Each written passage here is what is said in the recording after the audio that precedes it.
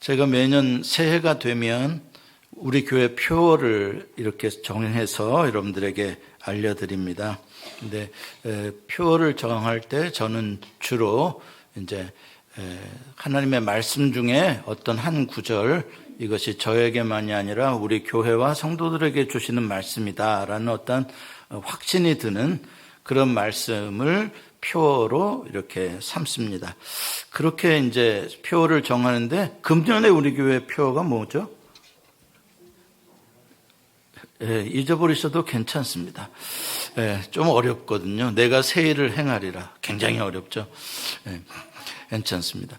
왜냐하면 이 표어를 그동안에 복습한 적이 없습니다. 거의 그냥 전초에 한번 정해놓고 그냥 간 거예요. 생각 안 날 겁니다. 이 말씀은 제가 이사야서를 읽는 가운데 43장 19절에 기록된 하나님의 이 언약이 2022년도 우리에게 주시는 어떤 소망의 말씀이라고 제 마음에 다가왔기 때문에 이 표를 정하게 된 거였죠. 이사야 43장 19절에 이렇게 말씀합니다. 보라, 내가 새 일을 행하리니 이제 나타낼 것이라. 너희가 그것을 알지 못하겠느냐? 반드시 내가 광야의 길을 사막의 강을 내리니. 저는 이 말씀이 딱 우리에게 주시는 말씀이구나 딱 받아들이면서 너무 기뻤습니다. 뭔가 좀 답답했던 게 딱 이렇게 좀 시원해지는 그런 느낌이었어요. 그러고선 지금 이제 10월이 됐는데 지금도 계속 시원하냐? 아니요. 그때만 시원했어요. 왜냐하면 뭔가 새 일이 일어날 줄 알았는데 10개월이 됐는데 돌이켜보면 뭐 새 일 일어난 거 없어요. 별로. 뭐 그냥 올해도 작년과 비슷하고 재작년과 비슷하고 뭐 그냥 답답해요. 물론 팬데믹이 좀 끝나가서 마스크를 벗으신 분들이 안 벗으신 분들보다 많아요. 이건 알아서 잘하시네. 이게 좋아요. 네. 또 마스크를 쓰고 계신 분들은 이렇게 마스크 벗은 사람이 많아서 겁내지 마세요. 식당 가면 다 벗었어요. 걱정 마시고. 무슨 말씀이냐면 이제 10월이 돼서 이제 금년이 다 가잖아요. 근데 도대체 무슨 새 일이 일어났냐? 우리 교회에 무슨 새 일이 얼마나 일어났냐? 여러분 개인에게 무슨 얼마나 새 일이 일어났냐? 별로예요. 팬데믹은 끝나가지만 여전히 답답하고 오히려 문제가 또 생기고 어떤 분들은 금년이 더 작년보다 어려웠던 분들이 사고도 나고 아프기도 하고 했던 분들이 더 많아요. 그래서 저는 지난 9개월 동안 이 표를 자꾸 이렇게 반복해서 말하기가 어렵더라고요. 저는 이 표를 생각할 때마다 제 안에 자꾸 갈등이 일어났던 거예요.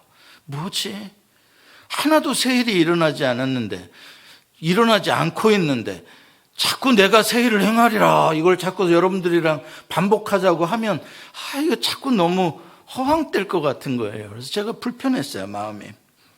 도대체 하나님 새 일을 행하신다라는 말씀을 주셨는데 도대체 무슨 새 일을 하나님은 생각하신 것일까?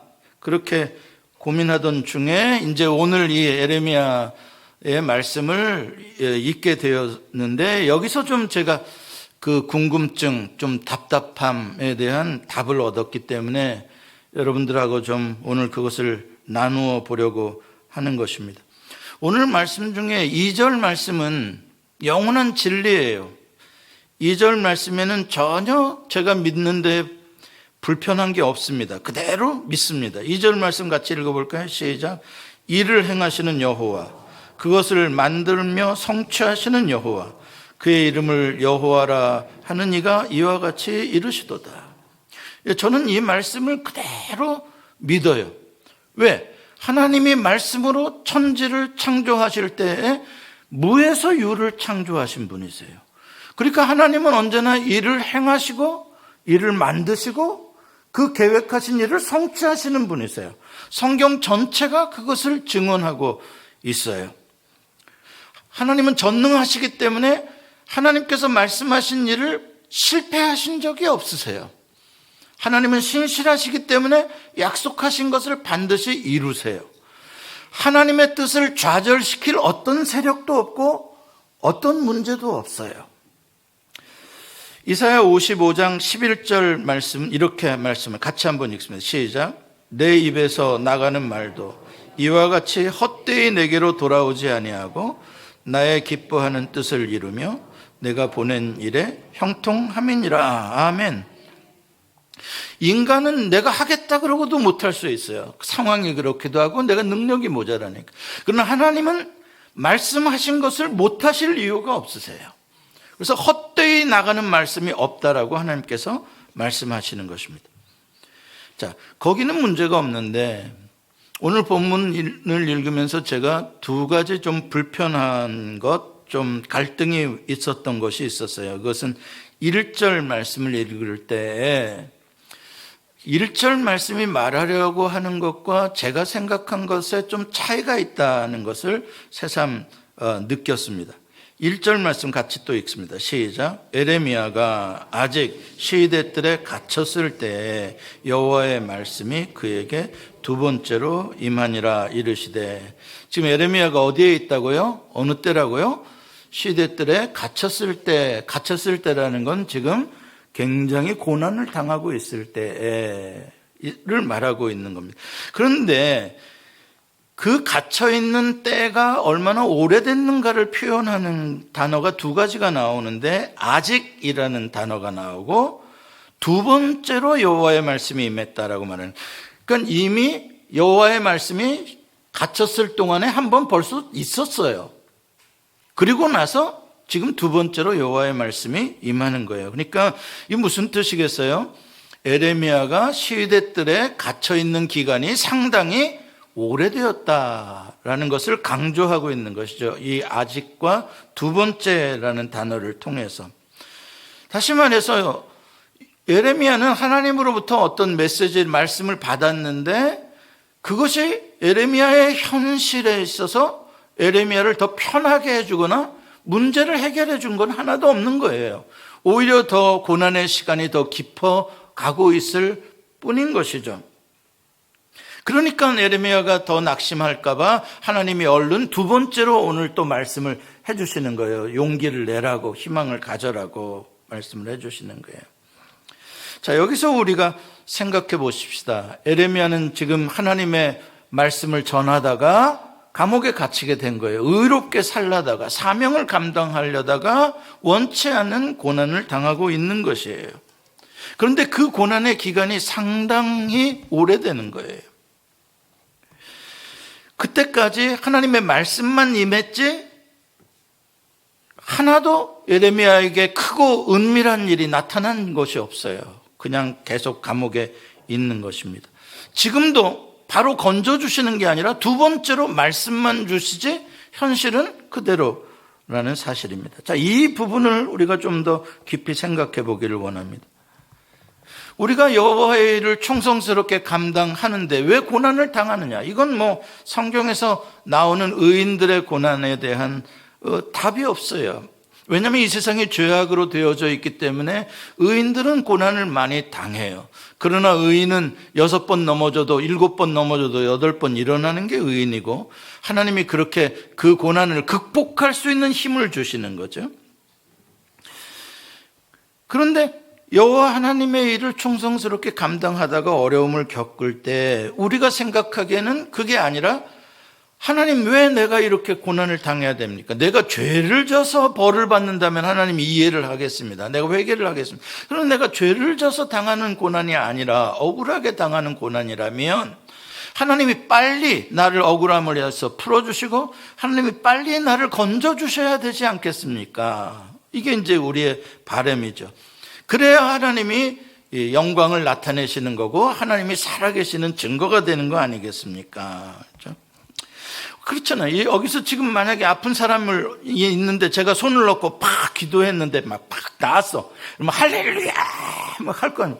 근데 기도했는데도 안 나왔어.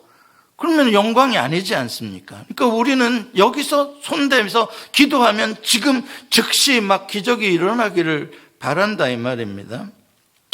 그런데 그렇게 해야 뭔가 나에게 새 일이 일어난다라고 생각을 하는데 여전히 나의 고난은 계속되고 그래도 기도는 계속 하는데도 말씀만으로 크고 은밀한 일을 내게 보이리라, 말씀만으로 내가 새 일을 행하리라, 그 소리만 하시고 나는 여전히 더 아프고 나는 여전히 더 힘들다 이 말이죠. 그럼 이게 뭐냐? 여기에 이제 우리가 생각해야 될 게 뭐냐면, 하나님께서 우리에게 어떤 언약을 주실 때, 약속의 말씀을 주실 때 이렇게 하리라 라고 하면 우리는 즉시 무엇을 생각하냐면 지금요. 지금 here and now cash only. 그러니까 우리는 하나님께서 나를 위하여 새 일을 하시겠다라고 하시면 나는 어떻게 생각하냐면 지금 해주세요. 지금 보이게 해주세요. 바로 해주세요. 아니면 이번 달 안에 되게 해주세요. 아니면 금년에 되게 해주세요. 내가 새 일을 행하리라라는 표현은 금년 표지 내년 표현은 아니잖아요. 그런데 금년에 아무 일도 안 하시고 새 일을 행하리라 그러셨으면 뻥치신 거 아닙니까? 우리의 시간표는 빨리 가요. 지금 바로 보여달라는 것이죠. 여기에 어려움이 있어요. 왜냐하면 하나님께서 새 일을 행하시겠다, 크고 은밀한 일을 보여주시겠다라고 한 그 시간표는 언제냐면 그것이 완성되어지는 시간은 적어도 예레미야 시간으로 따지면 50년 후의 이야기예요. 와, 황당무계한 일이죠. 제가 여러분들한테 이야기하는 게, 김기희 집사님 제가 100만 불 드릴게. 좋아요. 100년 후에. 나 죽고 나는데 뭐 100만 불을 100년 후에 준대. 뭐예요, 그렇죠? 그러니까 마치 하나님의 약속이 우리에게 그렇게 들리는 거예요. 하나님이 새 일을, 크고 은밀한 일을 나는 지금 해주셔야, 나를 건져주시고 뭔가 짜잔 해주셔야지 50년 후에 무슨 그 일이 일어난다고 그럽니까? 그렇죠? 이게 어려운 거예요. 베다니의 나사로가 병들어 죽게 되었을 때 급하게 예수님께 사람을 보내요. 빨리 와서 우리 오라비를 고쳐달라고 그러잖아요, 누이들이. 근데 예수님이 아시면서 일부러 나사로가 죽어서 나흘이나 되어 썩어 냄새가 날 때에야 거기에 가셨단 말입니다. 응답하셨단 말이에요. 우리는 상상이 안 되는 이야기예요. 말도 안 되는 거예요. 그렇죠? 그러나 주님의 시간표는 뭐예요? 바로 그 상황, 완전한 절망, 도저히 썩어서 냄새나는 사람이 살아나올 수 없는 그때에 하나님의 영광을 나타내는 주님의 시간표란 말이죠. 차이가 많이 나죠. 우리가 상상할 수 없는 일들을 행하시는 시간표입니다. 그러니까 우리가 하나님이 내가 너를 위하여 이런 것을 해주겠다라고 말씀하실 때 제일 먼저 우리가 생각해야 될 건 시간 차이가 있겠구나. 나는 지금 올해 안에 곧이라고 생각하지만 하나님은 내가 생각하시는 시간보다 더 먼 미래를, 그러나 그때가 진짜 하나님의 영광을 나타낸 내가 생각한 것보다 더 올바른 때, 더 좋은 때라는 사실을 믿어야 된다는 거예요.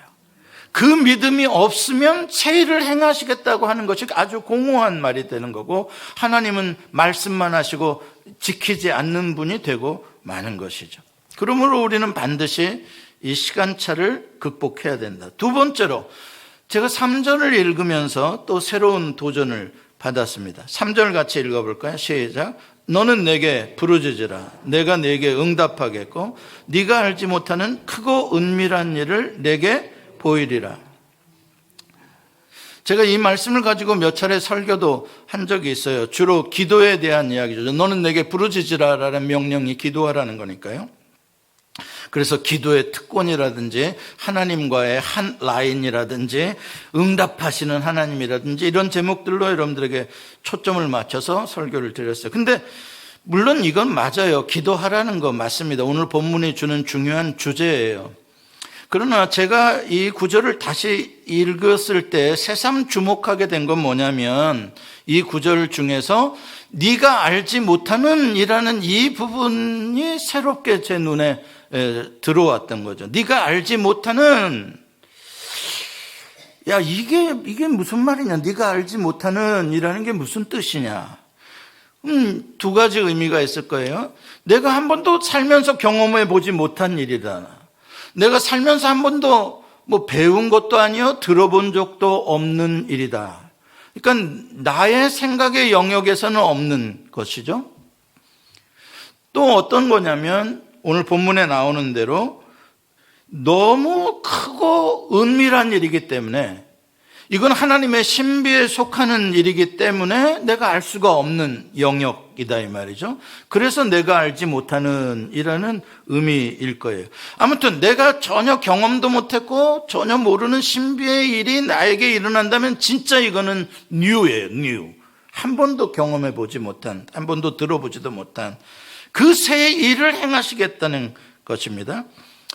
오늘 본문에서 크고 은밀한이라는 이 은밀한, 전의 성경에서는 비밀한이라고 되어 있는데 은밀한, 비밀한 다 같아요. 하나는 히든이고 하나는 그냥 시크릿 같은 거죠. 이 은밀한이라는 단어가 히브리 말로 바사르라는 단어인데, 이 바사르라는 단어의 뉘앙스는, 원어적인 의미는 뭐냐면은 길이 컷오프가 돼가지고 A라는 지점에서 B라는 지점으로 페네트레이트 하고 싶은데 글로 침투해 갈 수 있는 길이 끊어져서 막혀버린 거예요. 완전히 B라는 지점에 갈 수 있는 방법이 없는 거예요. 그래서 B라는 지점은 완전히 감춰진 지역이요, 완전히 그 지역은 들어갈 수 없다라는 그런 의미예요. 그러니까 우리의 상상을 초월하는 하나님의 감추어진 은밀한 신비의 세계의 영역에 관련된 일인 것이죠. 우리가 상상 못하는 것이에요. 그렇다면 이 말씀이 현재 나에게 적용될 때 어떻게 적용될까? 내가 알지 못하는 크고 은밀한 일이라는 게 나에게 지금 어떻게 적용될 수 있을까? 내가 지금 병으로 고난을 당하는데 내 병이 고쳐지기를 원하고, 내가 지금 문제가 많은데 이 문제가 해결되기를 원하고, 아니면 내가 지금 계획하고 있는 이 일이 성공하기를 원하는 그것을 말하는 것일까? 크고 은밀한 일이라는 게 아니죠.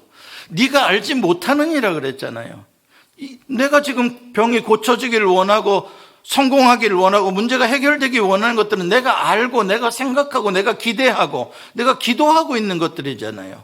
그러니까 이건 아니에요. 그것보다 더 넓고 높고 더 초월적인 어떤 일을 말하고 있는 것이죠.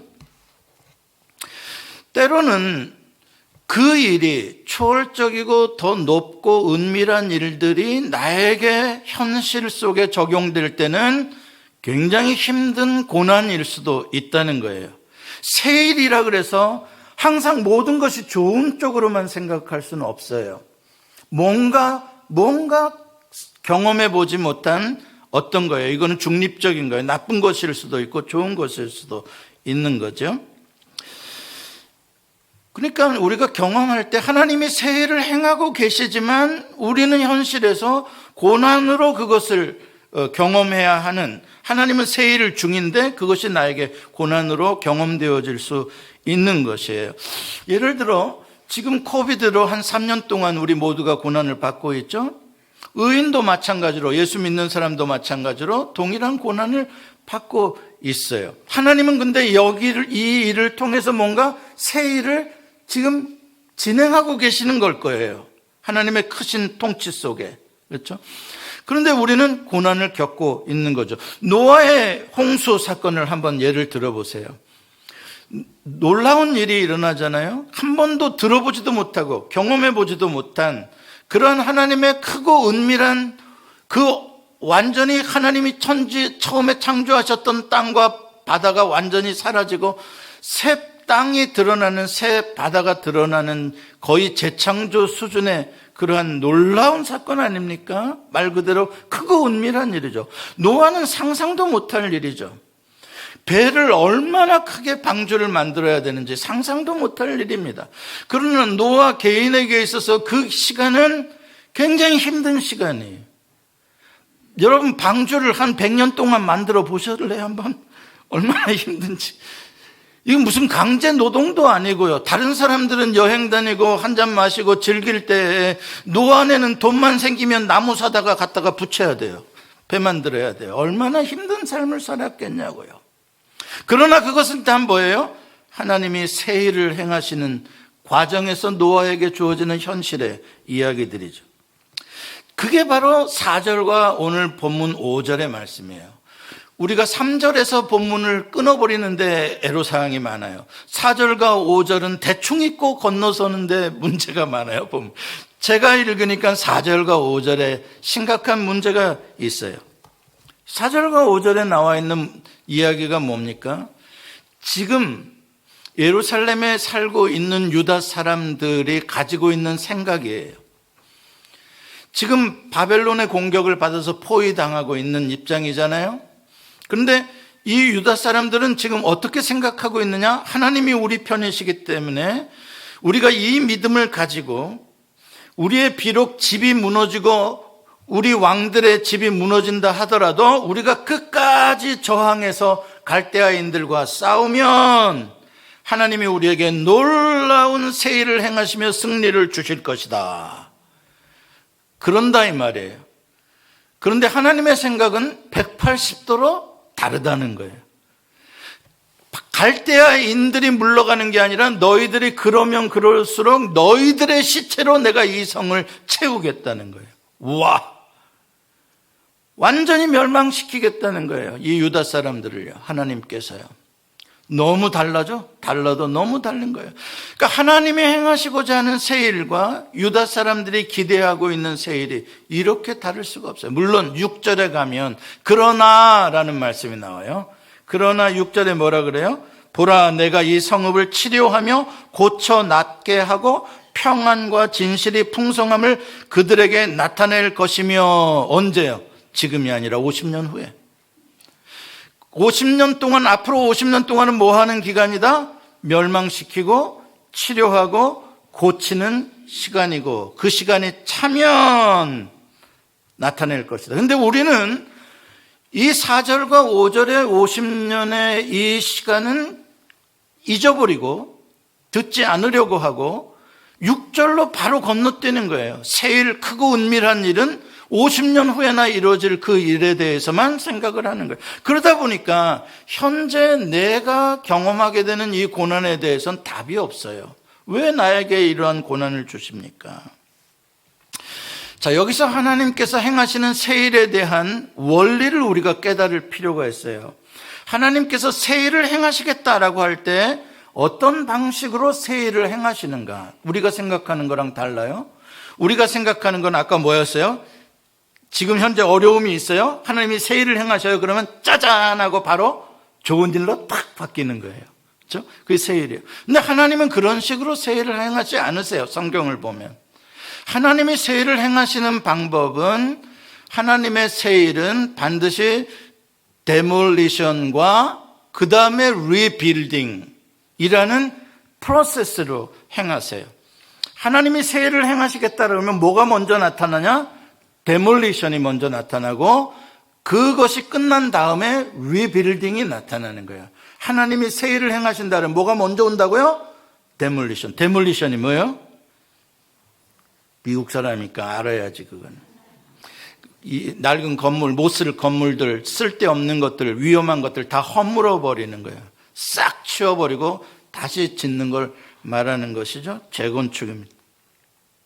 하나님이 새 일을 행하신다라고 할 때는 이렇게 인간들이 쌓은 바벨탑을 허물으시고 거기에 하나님의 성 예루살렘을, 시온성을 세우신다라는 뜻이에요. 이게 성경 전체에 흐르고 있는 하나님이 행하시는 새 일, 구원의 새 일을 말하고 있는 것입니다. 그러니까 바벨론 포로의 시간은, 이거는 굉장히 상징적인 의미를 주는 거예요. 모든 성도들에게. 70년의 데몰리션 시간이 필요한 거예요. 50년의 데몰리션 시간이 필요한 거예요. 고치는 시간이에요. 우리가 고침을 받을 때도, 제가 제 아내가 지금 거의 8, 9개월 이상 아프니까 알지 않습니까? 저는 이미 제 아내가 한 6개월 전에 완치가 됐어야 돼요. 제 시간표로는. 제가 여러 번 성도들에게 그렇게 이야기했습니다. 이번 달까지 나을 거예요. 다음 달에는 뛸 겁니다. 안 돼요. 시간이 필요한 거예요. 근데 나는 자꾸 조급한 거예요. 그러나 어느 정도의 시간이 필요한 거예요. 의사들은 그걸 알아요. 그렇게 빨리 낫는 거 아니라는 걸 알아요.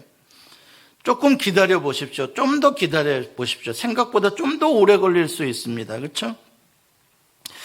이렇게 하나님께서는 고난의 시간을 통해서 데몰리션을 한 다음에 그 다음에 이제 새로운 평지를 만들고 새 땅의 마음을 가진 사람들을 하나님께서 그 렘넌트들, 그 남은 사람들, 믿음으로 하나님의 백성으로 순종하는 사람들을 바벨론에서 모아다가 다시 시온에 하나님의 성을 세우는 것이죠. 리빌딩을 하는 것이죠. 이게 십자가의 복음하고 동일한 거예요. 기독교의 복음은 십자가와 부활이에요. 아시죠? 십자가는 데몰리션의 시간이에요.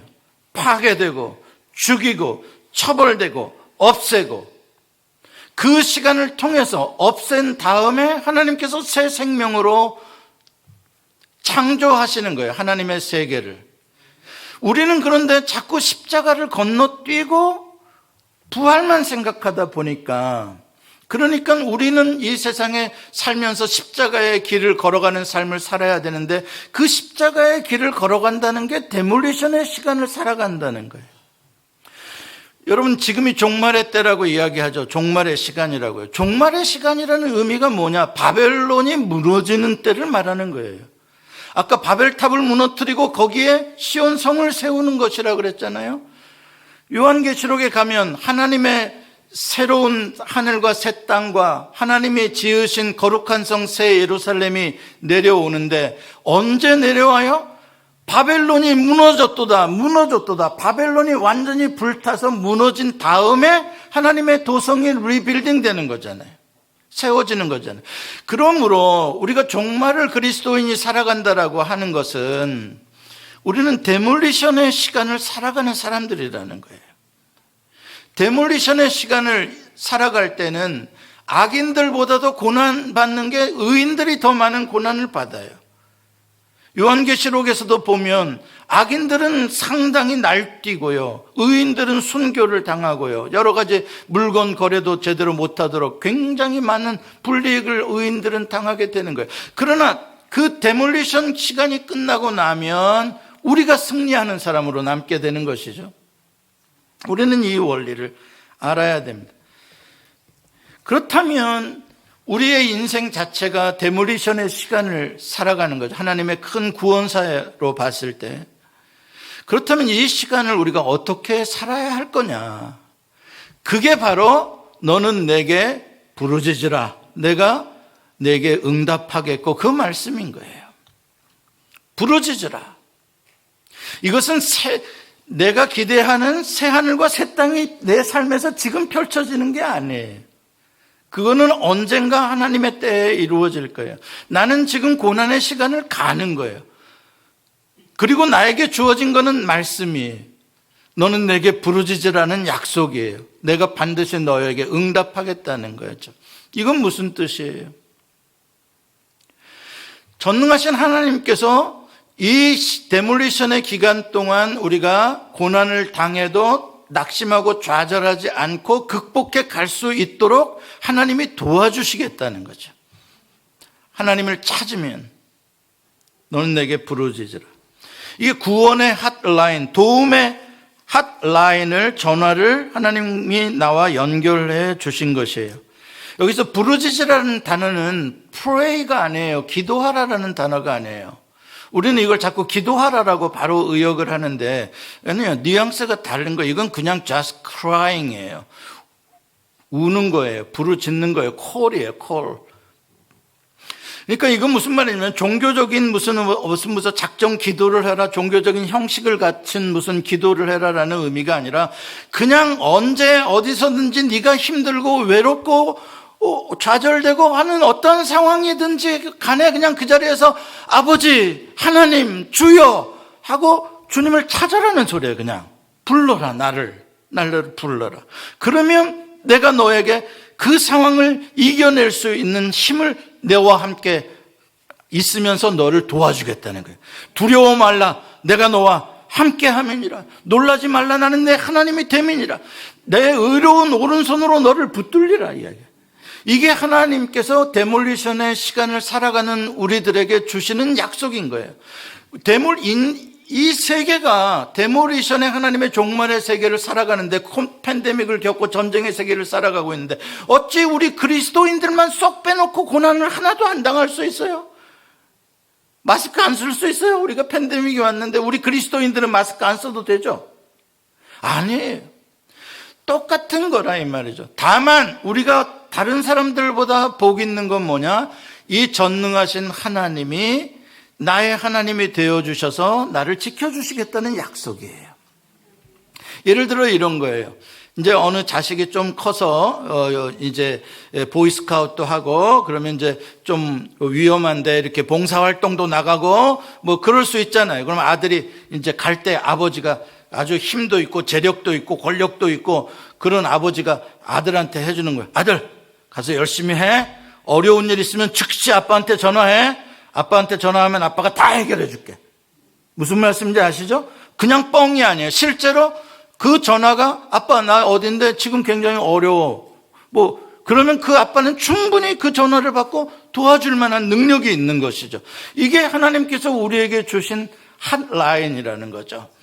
그런 식으로 여러분들에게 주어진 고난의 시간을 극복해 나가라는 것입니다. 말씀을 맺습니다. 이사야 55장 8절과 9절의 말씀을 같이 읽어봅니다. 시작. 이는 내 생각이 너희 생각과 다르며 내 길은 너희 길과 다름이니라. 여호와의 말씀이니라. 이는 하늘이 땅보다 높음같이 내 길은 너희의 길보다 높으며 내 생각은 너희의 생각보다 높음이니라. 하늘이 땅보다 높음같이 내 생각이 너희 생각보다 높다. 이건 무슨 말이에요? 우리를 향한 하나님의 생각은 내가 측량할 수 없다. 측량할 수 없는 위대한 놀라운 일들이다. 우리는 나라는 개인 속에 자꾸 가두어서 하나님을 보는데, 아니 하나님 정말 크신 분이셔. 나만이 아니라 공동체와 사회와 국가와 온 세계를 통치하시는 하나님이십니다. 달라요. 사도 바울을 보세요. 하나님으로부터 사명 받았죠. 사명을 충성스럽게 감당하기 위해서 3차례나 걸려서 세계 선교 여행을 떠납니다. 그러나 그가 얼마나 많은 고난과 역경을 겪어야 했습니까? 왜요? 지가 잘못해서요? 지가 바울이 죄를 져서요? 아니요.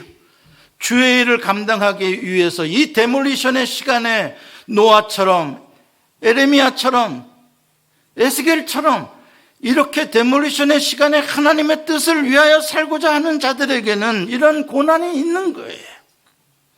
그런데 그때마다 하나님께서는 어떻게 해요? 바울에게 나타나셔서 내가 너와 함께 있다.